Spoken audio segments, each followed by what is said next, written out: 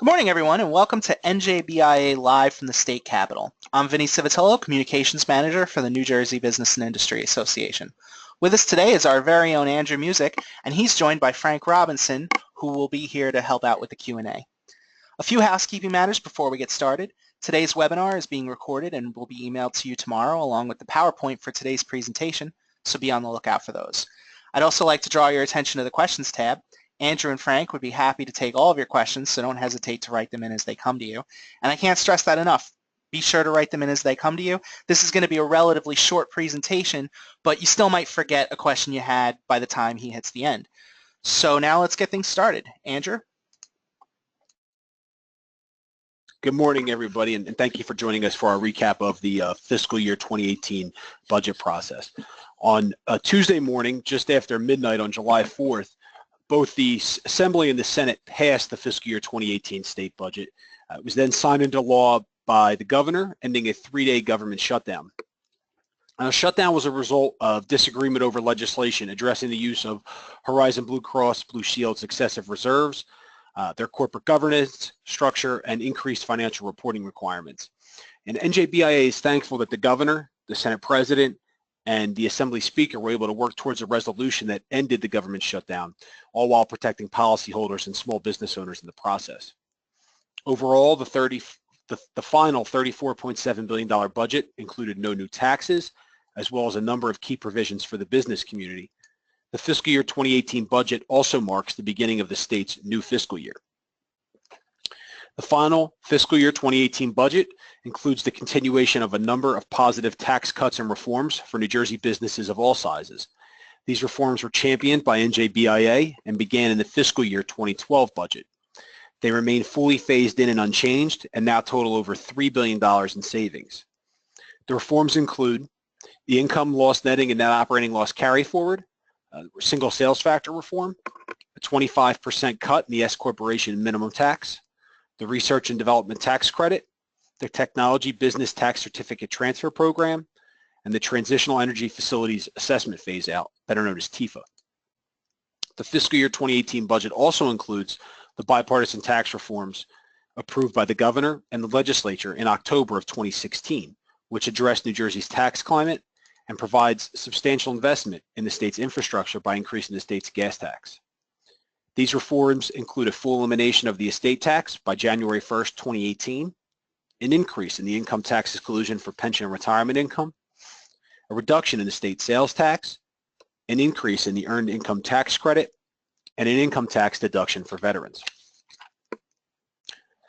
The final fiscal year 2018 budget includes a $2 billion state transportation capital program. The program includes over $1.3 billion for state and local highway and bridge projects, and another $676 million for mass transportation.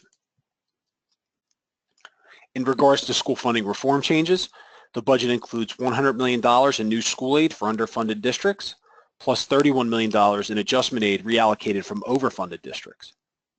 Additionally, the budget includes $25 million to expand preschool education and another $25 million for extraordinary special education. The plan also limits reductions in funding for adjustment aid to no more than 2% of state aid. The fiscal year 2018 budget provides $2.3 billion in higher education funding, including $425.9 million in funding for tuition aid grants, better known as TAG. The budget also marks the 4th year that funding has been included for a county vocational school district partnership grant program. NJBIA first advocated for this grant program in fiscal year 2015 because it encourages vocational schools to partner with local high schools and county colleges to create career programs in existing facilities. The program will receive $3 million in fiscal year 2018. Ultimately, this will help expand access to quality career and technical education programs, give more students the skills needed to launch a successful career, and ensure that employers will have a skilled and trained pipeline of employees. The final fiscal year 2018 budget includes a $2.5 billion pension payment. This is the largest pension payment in New Jersey history and includes contributions from the state budget's general fund, as well as the net lottery proceeds. As I mentioned, the final budget includes the contribution of the lottery enterprise to certain state-administered retirement systems after the governor proposed contributing the revenues from the lottery to eligible pension plans during his budget address back in February. The lottery enterprise contribution addresses a key fiscal concern for the state by providing a significant asset, reducing the retirement system's unfunded liability, and elevating its funded ratio, all while maintaining funding for programs currently receiving lottery net proceeds. Shoring up the unfunded liability of the pension fund is critically important for the state's long-term economic growth. And a couple of closing points. Once again, the societal benefits charge, or the SBC, was diverted from the Clean Energy Program.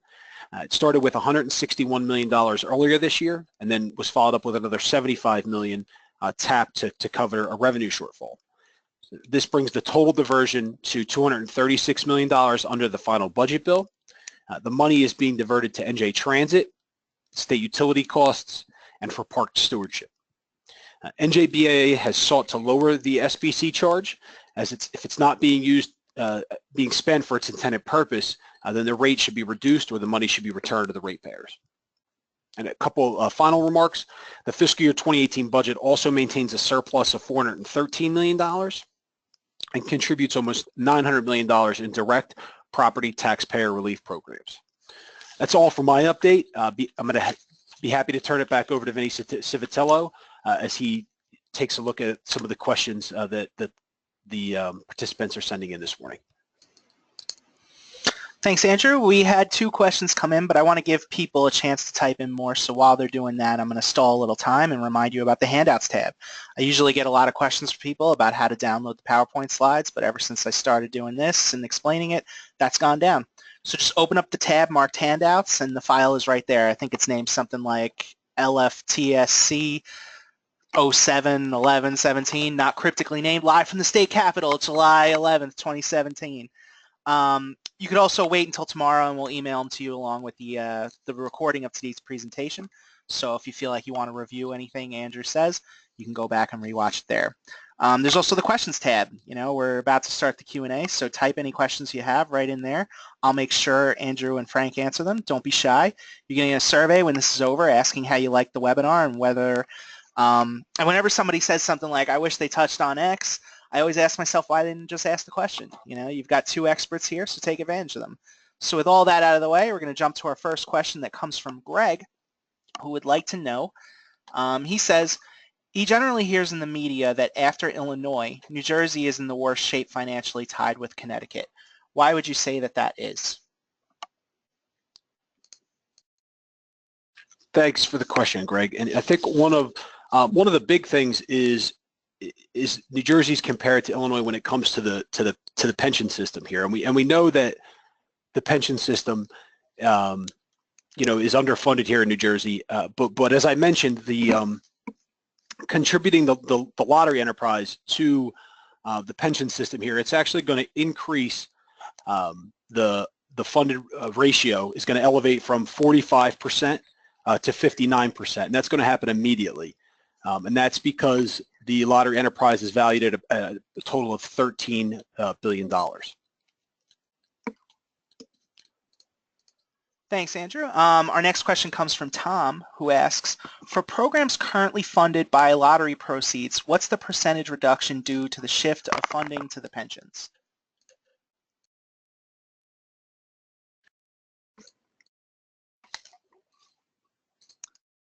Thanks. And you know, there is going to be, when it comes to transferring the lottery enterprise to the pension fund, there is going to be no reduction in funding. The programs that are currently receiving money and funding through the lottery enterprise are going to continue to receive those monies.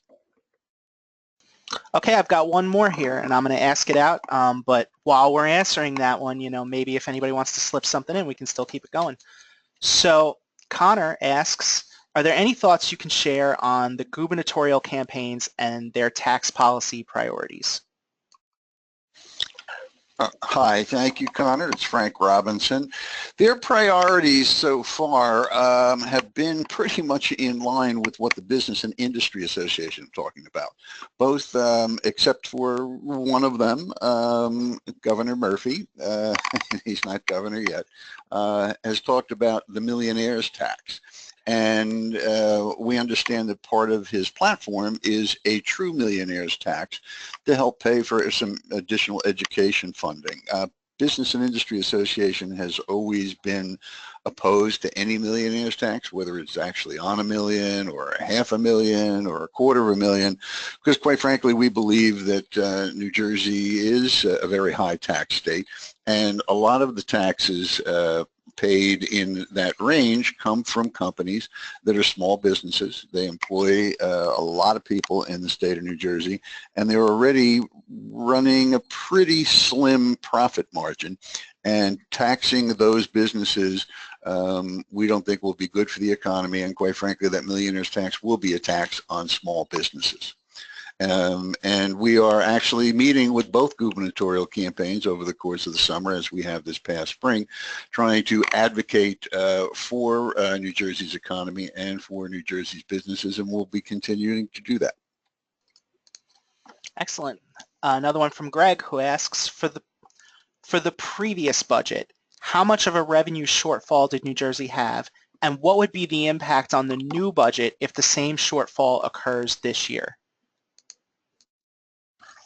Thanks, Greg. And believe the current, if you're referring to fiscal year 17, the shortfall was about $527 million, and much of that was made up through delaying the homestead rebates to the current fiscal year in July of this year of 2017, and that's for the homestead rebate. For the next fiscal year, this is something that that the new administration and the legislature next year will certainly have to take a look at if there is a shortfall. Currently, there is a surplus of $413 million built into the fiscal year 2018 budget that the legislature and the governor will be able to use next year to cover any shortfalls. But that's something, as with any year, they'll have to take a look at in terms of priorities and where they'd want to move money around and what programs they might remove money from if there is in fact a budget shortfall, if revenues don't meet projections. Hi, it's Frank again. I just wanted to do a little bit of a follow-up to Connor's question. And one thing I didn't touch upon was the whole issue of property tax. In New Jersey, it's estimated that close to 40% of the property taxes in our state are paid for by business entities. So that is a major, major issue to us. And we know that both candidates have plans to remediate that tax. It's been something that's been a major issue in every budget for the last 30 or 40 years. As everyone knows, the education budget is about not quite a third of the entire state budget. In addition to that, schools are funded from people's local property taxes. So we think that it's something that both candidates are going to need to address. And I'm sure that in the fall, when they have their debates, that will be addressed, and BIA will be listening with great interest. Okay, well, that looks like about all the questions we have, so I think it's as good a time as any to bring things to a close. Thank you both for giving the update. There was a lot of great information in there. Don't forget, all of you will be receiving a recording of today's webinar and the PowerPoint slides via email. And when you close out of the webinar, a survey will come up on your screen that we hope you'll fill out so we can understand how to best provide you important information in a webinar format. Our next webinar, Tips for Developing Relationships with Local Officials and Why It's Important, will take place Wednesday, July 19th. And so if you want to register for that, you can do so right on our homepage or at njbia.org/webinars. So until next time, for Andrew Music and Frank Robinson, this is Vinny Civitello thanking you for being with us this morning and wishing you a good day.